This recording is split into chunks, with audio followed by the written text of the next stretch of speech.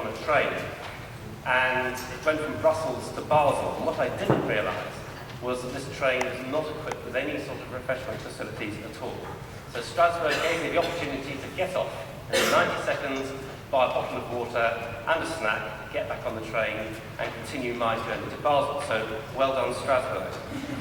And I thought this, and I actually asked the guard on the train, who was from the SNCF, I said, it's very unusual, I'm accustomed to a very high standard of service on French railways. And he said, well, this is because the train is a bit of a cooperation between the Belgian railways, the French railways, and the Swiss railways. There are some Belgian carriages, Swiss carriages, and a French locomotive. And I thought, well, in the last few years, and now it's really about flexibility, encouraging markets, and those are more dominant themes. And we looked at innovators in markets to see which technologies will hopefully win out. But of course, the equation balancing those objectives with the rail policy. Dr. Hamadan Touré, he is, as you know, the Secretary General of the ITU. He started out in Inmarsat in ICO Global, and in 1999 he became the Director of the Telecom Development Bureau at the ITU, where he oversaw action plans agreed in Valletta. Thank you very much, and welcome to everybody in Strasbourg. A bit cold, I know, but you know, we have not the decision about the sky and the climate, of course. So the same, planets are not in the moment present because of we have not the same timetable on the question, but we discuss in the moment in the same period of the telco package, and we wanted to discuss.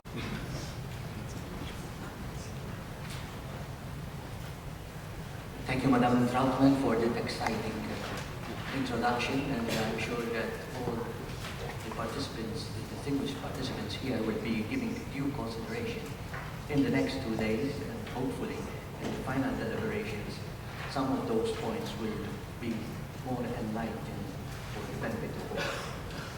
Well, good morning to you, Mr. Secretary General of the ITU, Madam Trautmann, Mr. Director of the ERO, ladies and gentlemen. As President of the European Conference for Postal and Telecom Administrations, it is my great privilege to welcome you at this August event.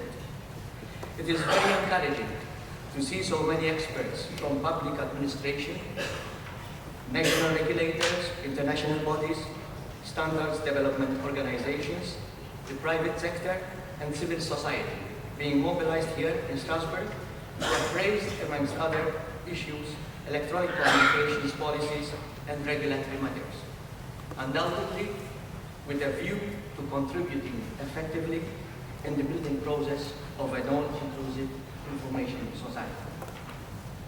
It is with immense pride and indeed a great honor to welcome here at this conference the Secretary General of the International Telecommunications Union, Dr. Hamadan Touré, who, apart from being the eminent leader of this dynamic organization, is also a very close associate and personal friend, with whom I have worked for more than a decade in the various responsibilities I represented my home country, Malta.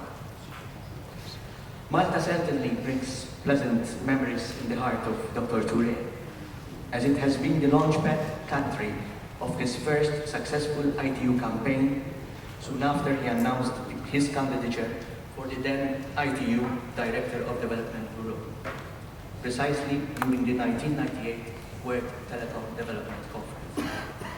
Since taking up office of Secretary General, Dr. Hamadan Touré has succeeded in creating a new spirit of cohesion which is reigning all along the various administrative structures of the Union. The interactivity between the membership and the leadership of the Union has been extremely enhanced, and the international visibility has reached unprecedented levels with the unique visit to the ITU headquarters by Secretary General of the United Nations, Dr. Ban Ki-moon, and the myriad encounters with presidents and head of state.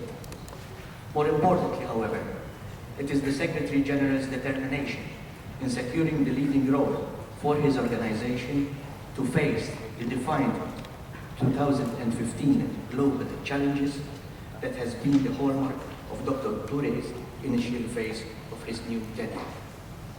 I have therefore no qualms in stating, and in fact advising my colleagues, that in the reform process that is being contemplated for the CEPT, we need to be mindful of Dr. Touré's phase for the ITU. Ladies and gentlemen, it has become a tradition that the European Office of Radio Communications, the ERO, organizes this annual conference which brings together a wealth of expertise for an open and frank dialogue, and it will not be amiss if, on your behalf, I extend our gratitude to the Director and his team for their resourcefulness. Indeed, we are here to discuss important topics, in particular in the field of spectrum governance, issues in wireless communications and other related fields. There is no denying that good spectrum governance is a key condition for the further development of telecommunications, and we are convinced that it will leverage economic and social development all over the world. I have no doubt that you all agree that innovation and international harmonization are the necessary ingredients for spectrum governance. It is against this backdrop that the work of CEPT must contribute to the focused and to be focused in line with ITU priorities and objectives of the European Union. We know, Mr. Secretary General, that it is your policy to give all people worldwide and all nations their fair share in development of electronic communications and to align the functioning of the ITU with the important economic and political trends and developments worldwide. We at CEPT acknowledge that these trends are of the utmost importance for Europe as represented here by the 48 member states of the CEPT. We also subscribe to the European Union objective that Europe should be in the vanguard of development, notably in the continuing innovation of radio communications, and should, as a result, contribute to this development worldwide. We should not play this role as from an historical point of view, or a historical right, rather, but because of the excellence of our current technical capabilities and performance. In her speech of the 27th February, Commissioner Viviane Reding, member of the European Commission and responsible for Information Society, has outlined the growing economic importance of wireless communication services. And she expected that in 2010 to overtake the wired services in terms of worldwide revenue.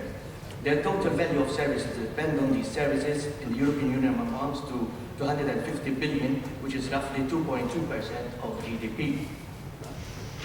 Everywhere we see that developments in equipment and technology and innovation of communication concepts like the internet have led to the convergence of communications markets. This convergence means that in principle, any electronic communication service can be delivered by any electronic communication network.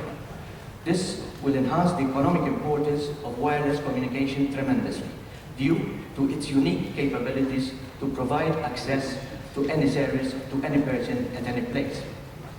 And we see also, and all the more so, when wireless communication is assuming a vital role in sustaining non-commercial public services, meaning scientific and security exercises. In reality, an advanced approach for public spectrum governance offers Europe a challenge to reaffirm its industrial strength and competitiveness, both in wireless equipment and in wireless service and applications. Nevertheless, it will be necessary to use the spectrum in a still more sophisticated and more flexible way. Public spectrum governance should therefore encourage innovation. It should provoke clever spectrum use by lowering access barriers to the spectrum, taking the opportunities to control harmful interference by using the new capabilities of information technology. It is very heartening that there is a general consensus in Europe on the strategic objectives of new spectrum management policies. However, there is still debate on how these objectives should be realized in the best technical and regulatory way. Consequently, the administration adhering to CEPT and CEPT itself will have to develop its technical competence further. This makes this conference of the utmost importance. Besides the increasing economic importance of spectrum governance and the trend of convergence, that I have just made reference to, together with the developments in technology, there are also institutional developments which will influence CEP's future. Nowadays, 27 of our members are member states of the European Union, and other countries outside the EU are also aligning their policies for electronic communication with the acquis communautaire of the European Union. It follows that next to the changes in the technological area, there are also institutional and regulatory changes that are important for the future of the CEPT. That is why in 2007, the CEPT presidency, the Netherlands, had asked an independent consultant to prepare a report on these changes and their possible consequences for CEPT. During its meeting in June 2007 in Amsterdam, the General Assembly of CEPT had recognized the importance of its changing environment and had decided to set up a task force to follow up on the need for reform and to advise on a strategy on how to maintain the strengths of CEPT, to identify the new challenges, and to prepare proposals for CEP's future role and organization. These proposals will eventually be submitted to the CEP General Assembly, which is scheduled for next June in Malta. The task force met in Berlin, in Copenhagen, in Malta, and in Switzerland, and evaluated the different tasks and roles of the organization, taking into account the EU developments and their impact on the work of CEPT. The task force made a reassessment of the main structure of its organization, its working methods, and its meetings, and at the same time liaised with the group that has reviewed the strategic direction of the ARO office. In February of this year, the task force, after having devised a preparatory version of the report outlining the intermediate results of its work and the options for strategic development and organizational change, kick-started a consultation round with member administrations and other stakeholders. Meetings were also held in Brussels with the European Commission, key industry representatives, and other international organizations. And I am very pleased to report that the input by the respondents to this consultation process, coupled with the positive and forthright debate during the encounters in Brussels, has enabled the task force to arrive to a very enlightening stage of its assignment. Although the task force has not yet come to conclusions as a result of diverse strategic options, I can give you some idea of the flavor of the answers that we received. The views of the respondents seem generally in accordance with the analysis of the consultants and the findings of the task force. The quality of the technical work of CEPT is said to be high and is largely appreciated, in particular by the industry and the European Commission. So is CEP's open working method and its accessibility. Although many respondents would favor a broader participation in the technical work by small and medium-sized companies, the so-called SMEs, and by other stakeholders, including the academia and consumer groups. The industry seems also to value the large geographical footprint of CEPT. All respondents favor a good cooperation with policy-making bodies of the European Union. Many respondents suggest that the technical work is done too much on a case-by-case basis, which should, in their view, be balanced with a forward-looking, top-down strategy. CEP is asked in particular by external stakeholders and by the Commission to enhance its visibility and show leadership in technical matters. There is